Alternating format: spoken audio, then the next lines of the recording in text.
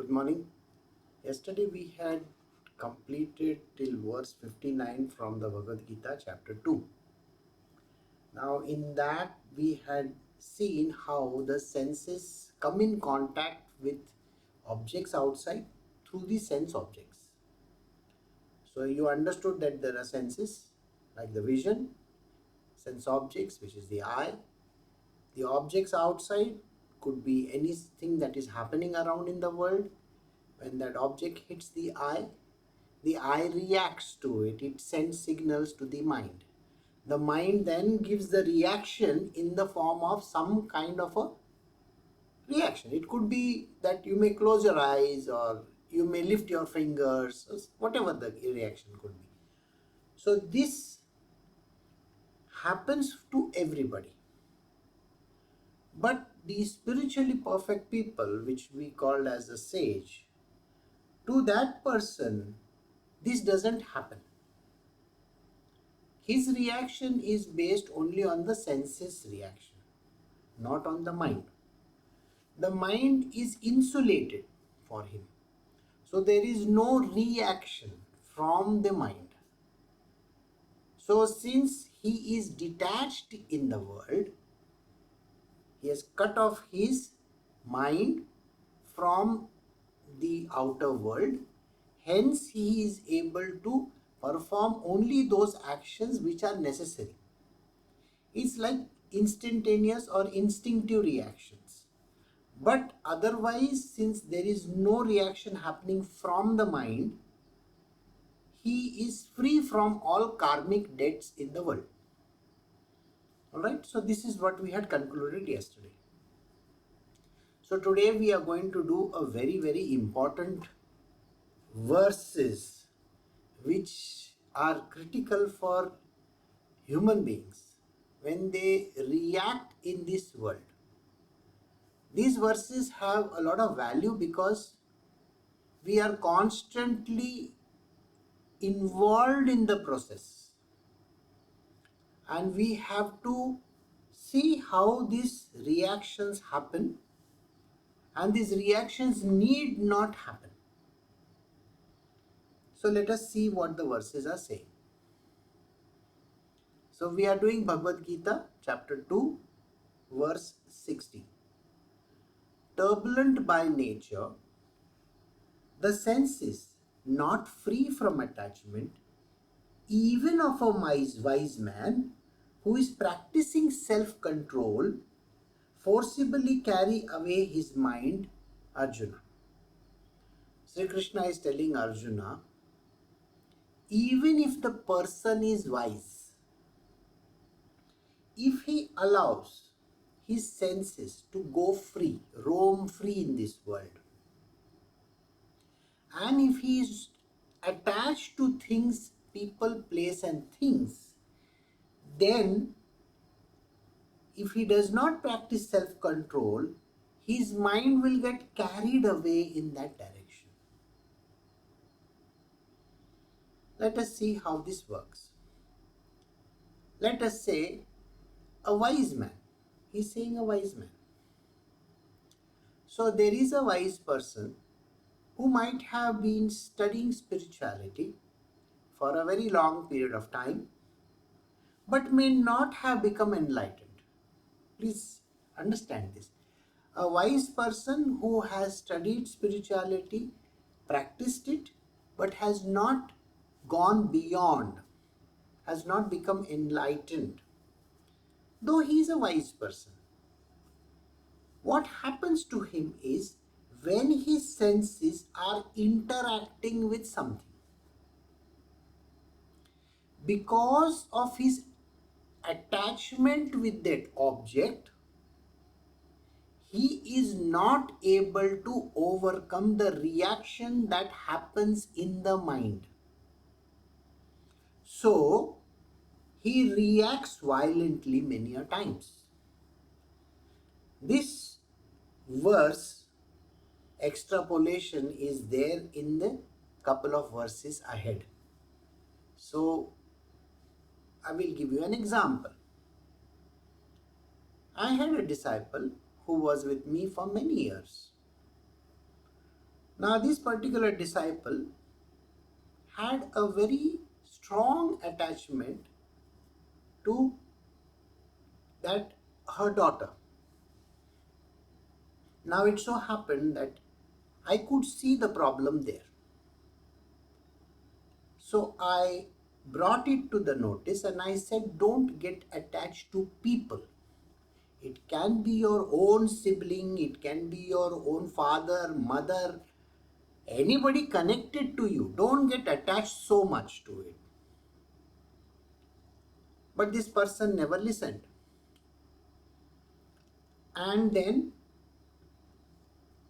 something transpired. Because as you know, Maya is always waiting in the wings. She's just waiting to pounce on that person. If the person has to progress in spiritual, then this doesn't happen. But because the person doesn't progress in the spiritual, you will find that the attachments can cause a lot of misery. So this lady, being attached to her daughter, literally fell into the trap of Maya. So what happened was, daughter did not get admission in some college. And that created a lot of upheaval in the mind. Immediately she started accusing me that you are not doing anything. Because people have this idea that Guruji is there, Guruji will take care of everything. No. If you want to progress in your spiritual, I am going to let go. You have to do it with self-effort. I am not going to be taking care of everything. So when the thing comes, like attachment comes, then the problem arises over there. So the senses were carried away in that direction. Turbulent by nature. The senses are always turbulent by nature. They are never silent. See, can you close your ears? No. Can you close your eyes and say, I don't want to see anything? You can't even say that. You can't even say that I want to avoid this world. There are lots of people who come and tell me, I don't want to be in this world. I want to avoid this world. Well, you cannot avoid this world. You may go and sit in Kailasha also. You know, Kailasha is a mountain where Shivji sits. But you cannot avoid this world. You may sit in a cave. Do you know how you cannot avoid this world? It is written in this verse. Mind. You see, it is the mind which gets carried away. So you may sit in one place and yet your mind will keep on dwelling on the same thing. Today early in the morning I was reading an article which was written about relationships. So the person says that the only person who will remember your long-term relations are your own children. So 20 years hence, they will remember your relationship with them. And they will be very nostalgic about it. On that I wrote that, I'm sorry, that doesn't happen. The children want to move away from their parents. They hate their parents so much that they want to move away from their parents and don't even want to get involved with them. The parents themselves are like that. The children also don't like it because it's literally like imposing on top of them.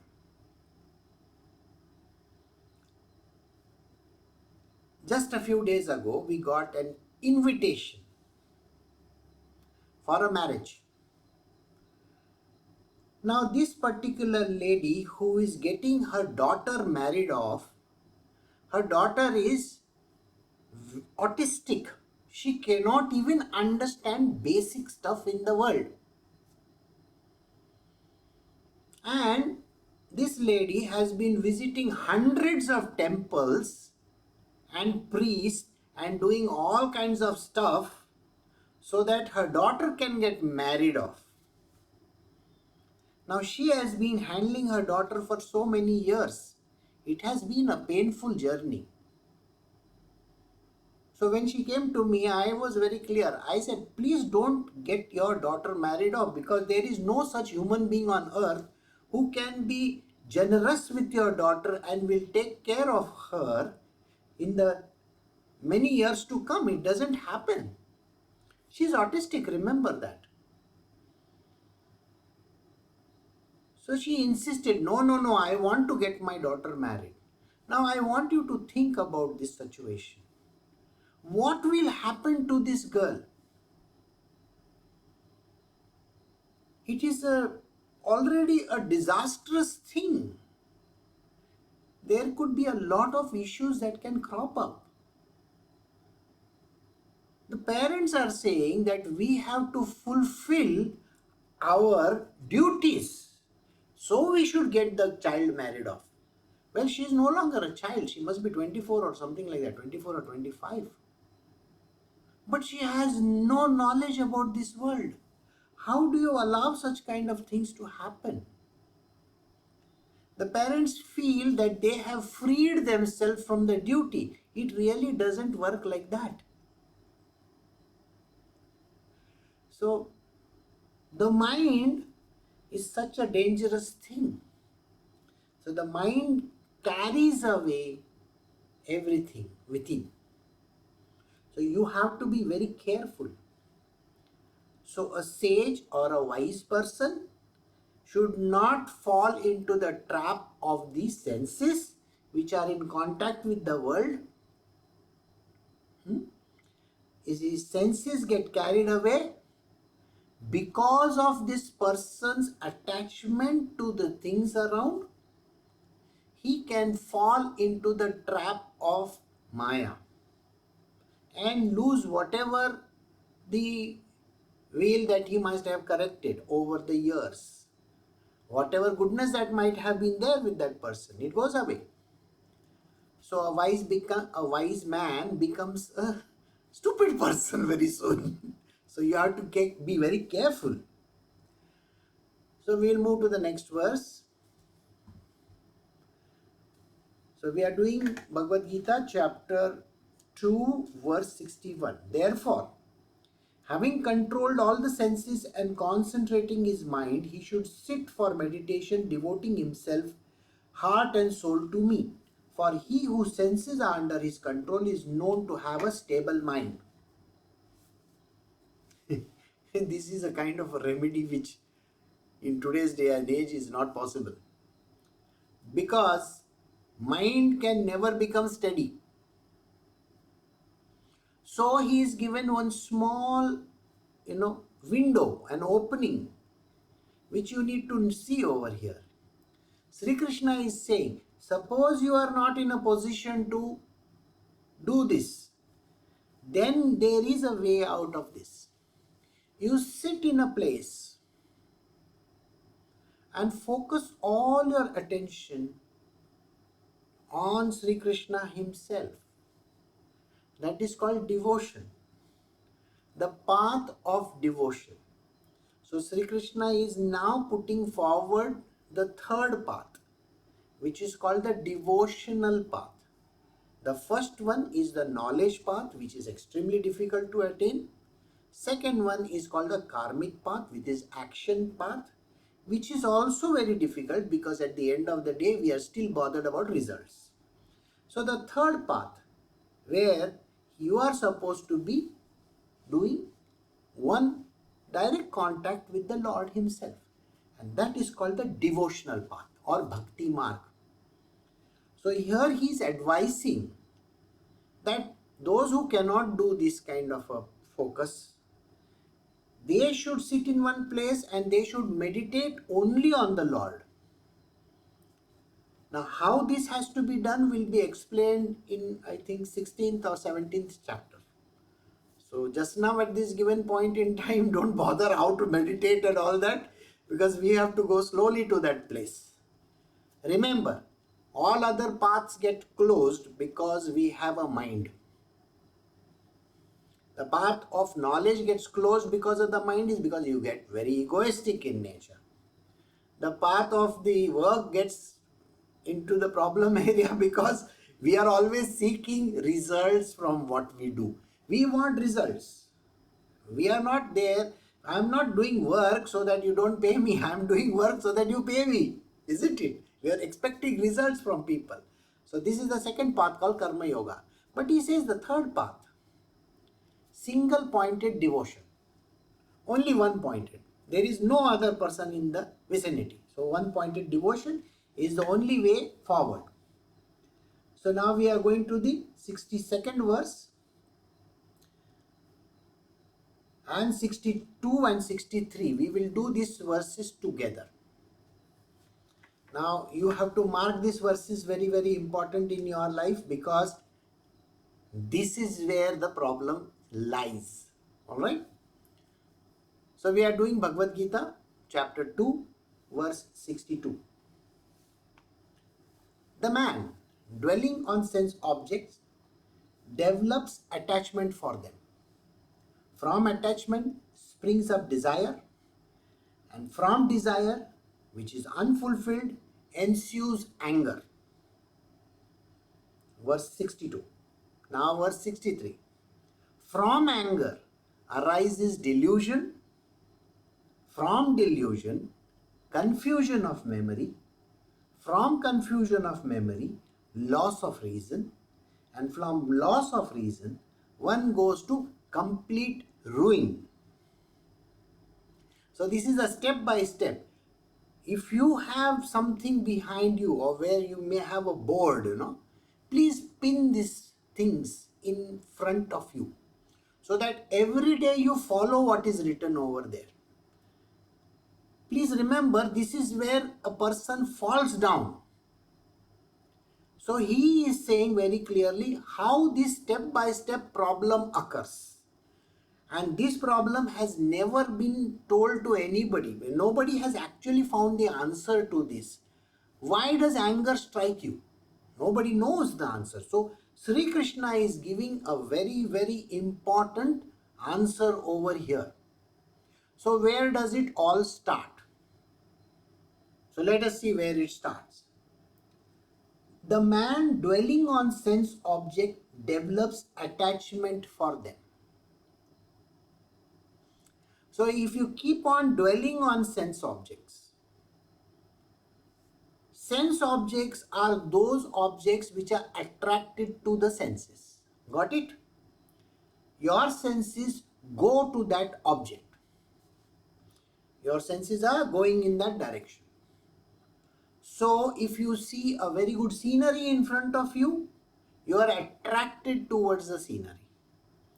If you see a person of the opposite sex who is very handsome or cute or beautiful and whatever, then you are attracted towards that object.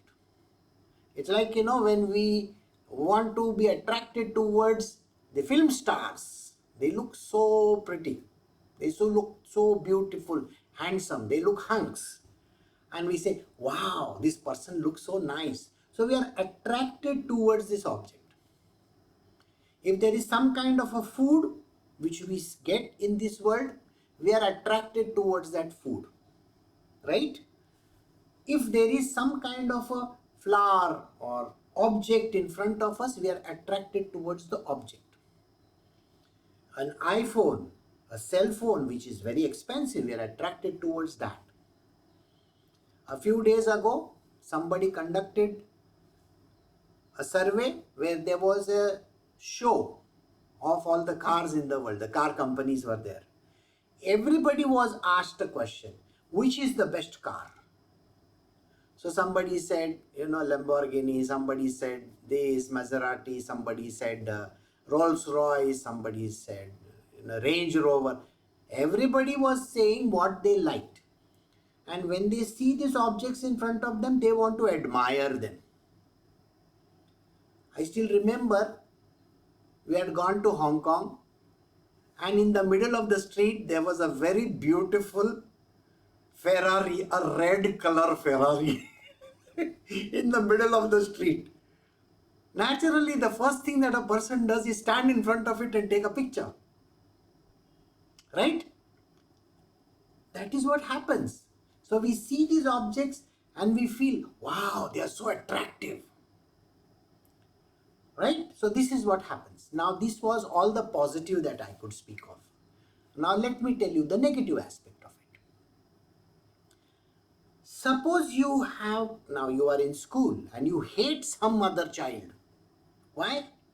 Because he gets a lot of stuff in school which you cannot afford, which your parents cannot afford. Naturally, you're going to feel bad about it, isn't it?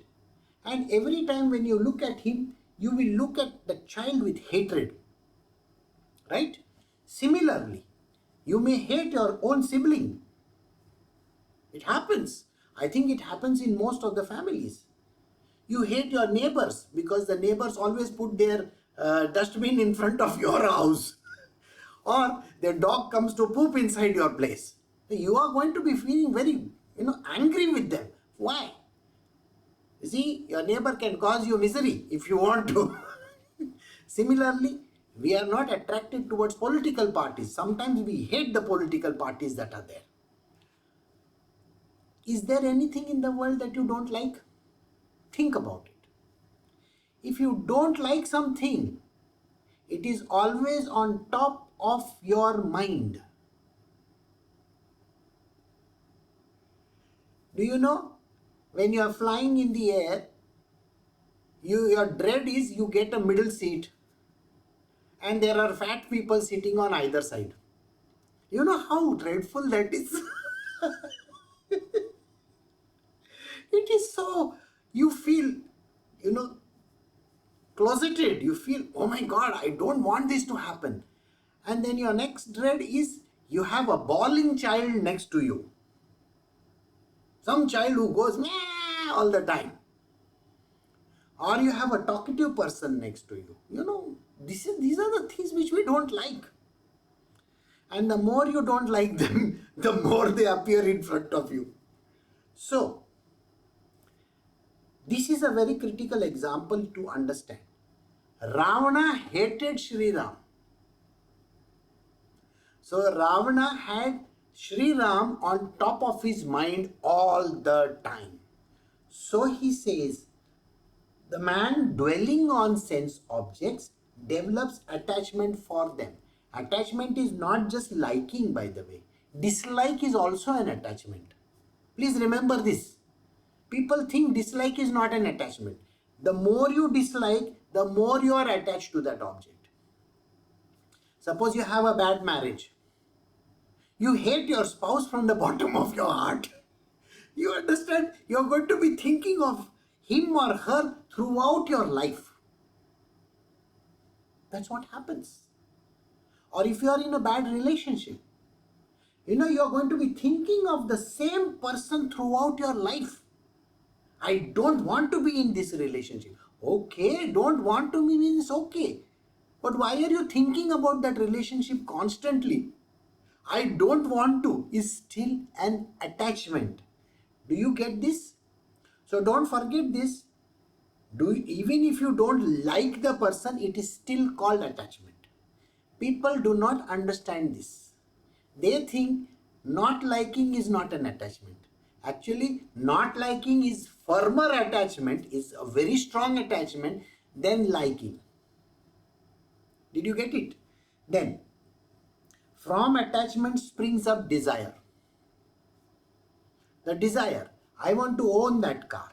I want to own that house. I want to own this particular thing or that thing.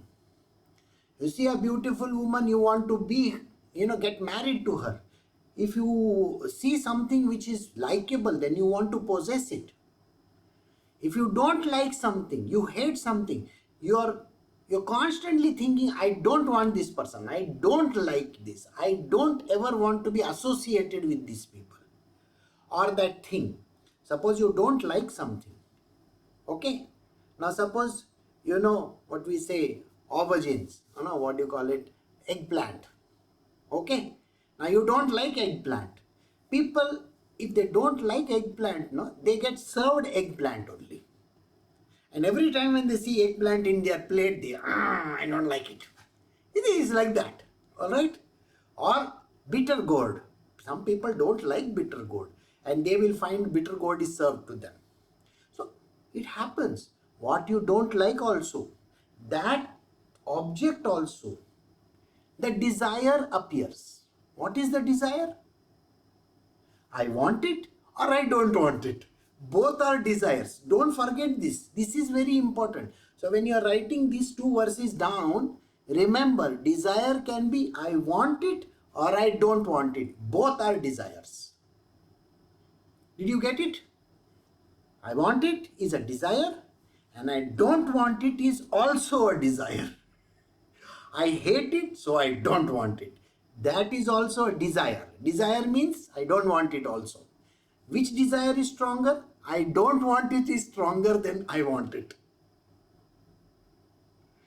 Because what you don't want, Maya gives that thing to you. More so. So, and from desire, which is unfulfilled, ensues anger. So this desire which is unfulfilled, suppose you wanted to own a house and you don't have the money to own it, you get very angry because of that. Suppose you wanted to get married to some person and you are not able to get married to that person, it's unfulfilled desire. You get very upset and angry because of that. You want to get married to XYZ and the marriage breaks down, maybe at the time of, whenever. And you get very angry because why did this happen to me? Right? Anything that you desire, if you are not given that, you are going to get very upset about it. Very, very upset about it. Suppose if your neighbor's dog comes and poops over there in your own garden and you tell the neighbor, please remove this from here. And the neighbor doesn't even come for the whole day to remove. Do you know how much of seething anger you have?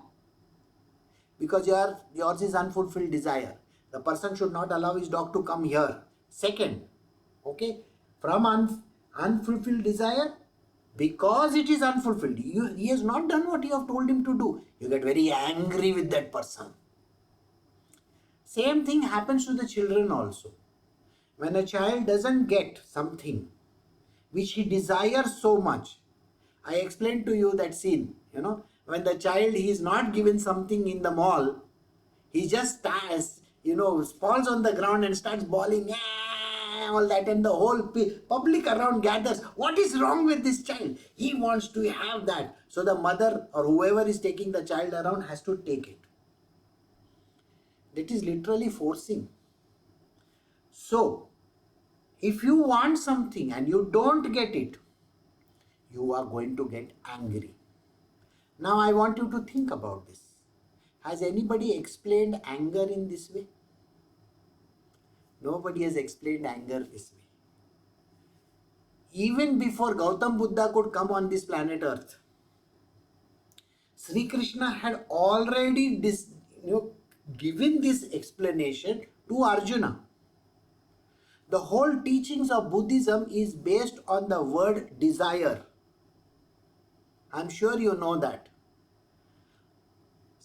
Buddha says, desire is the root cause of all evil.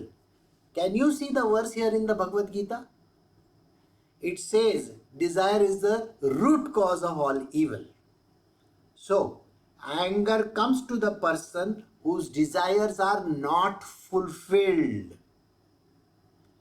Remember this line constantly. If you ever get angry, go to the root cause of anger.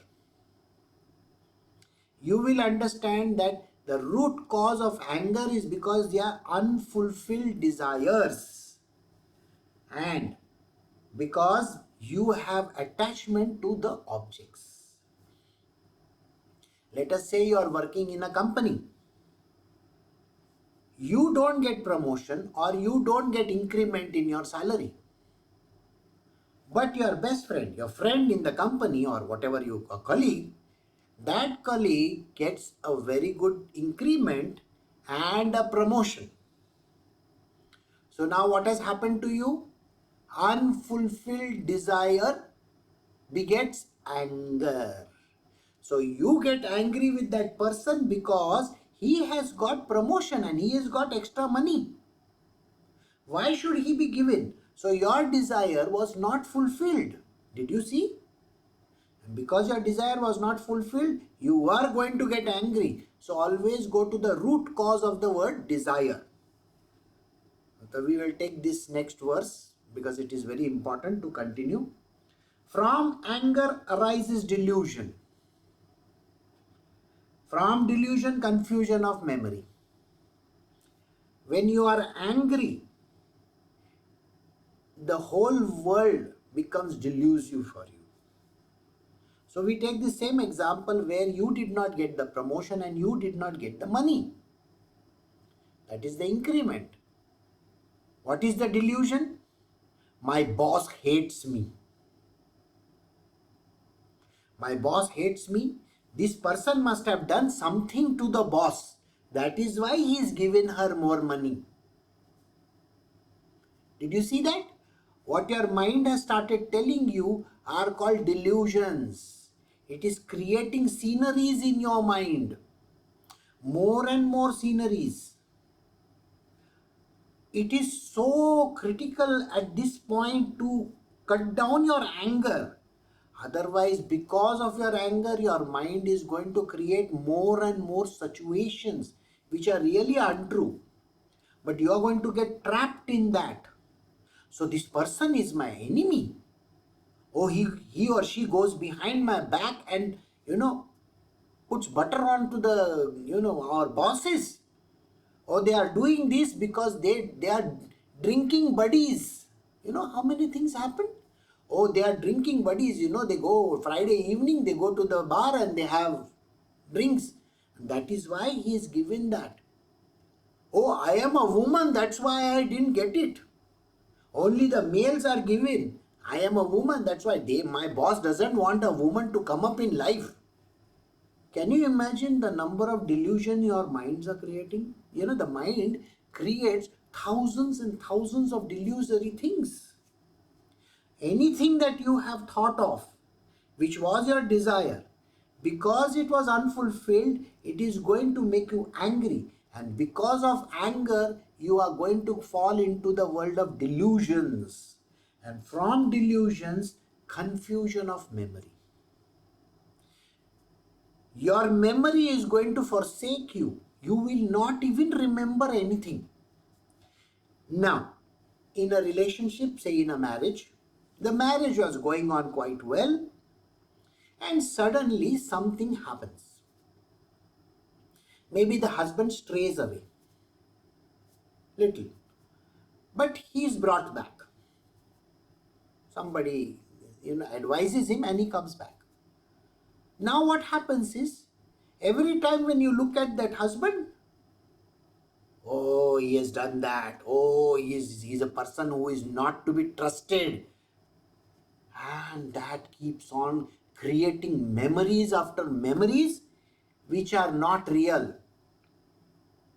So what happened to all those years in the past when you were having good relationship? All the good stuff goes out of the window. Only that you remember is the bad stuff. And that bad stuff is only connected to your mind. It is not connected to the reality of this world. You are only facing that which your mind tells you. So this is the thing which happens. You got to be very, very careful at such point in time. A confusion of memory gives you loss of reason. You become very unreasonable with that person. Now this husband who had strayed and you keep on dwelling, why hasn't he come home today early? He normally comes at 5:30 in the evening. Today it is 7 o'clock in the evening. Oh, he must have gone to meet his girlfriend again. So you are ready with the rolling pin. Because your mind has told you something, so you are ready with it. And the moment he lands up at home, you start that fight. Where were you all this time? What happened? Why didn't you even call me? You didn't have your phone? You could have sent me one message? Blah, blah, blah, blah, blah. Can you imagine this happening? Doesn't this happen in a regular way in everybody's life? You will find that a person, because of their own mind, are confused, and because of this confusion, which is called delusion, they start creating stories in the air. Mind creates stories which are unreal, and memory goes out of the window. All the good stuff goes out of the window, only the bad stuff remains. And what is the bad stuff? Only that which mind creates. And because of that confusion of memory, there is loss of reason. You become very, very unreasonable. And because of loss of reason, you go to complete ruin. Ruin means not only on the path of spirituality, but in the material world, a person can ruin his relationships, can ruin his life, can ruin everything just because they didn't get something. Unfulfilled desires. Remember, this whole thing started from there. When your senses go out in the world, they develop attachment for some object.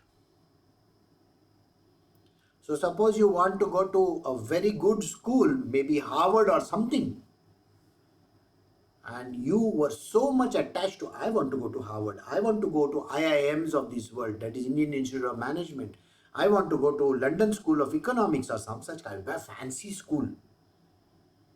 Okay, I want to go to the Cordon Bleu, there where you get the best of the food, you can learn about cooking.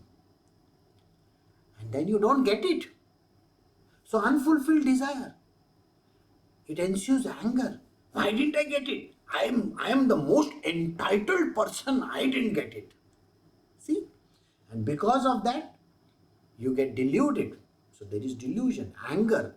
Anger can put you on the wrong track. And because of anger, you get delusion, loss of memory. You will not even remember all the good stuff in this world. And then confusion of memory, loss of reason. You become very unreasonable in life. You can destroy your own relationship and everybody just because of that. People become violent because of that. I'm sure you have seen a lot of violence in this world. It happens because of this. And then one can go to complete ruin. So we have come to the end of verse 63. I will stop over here.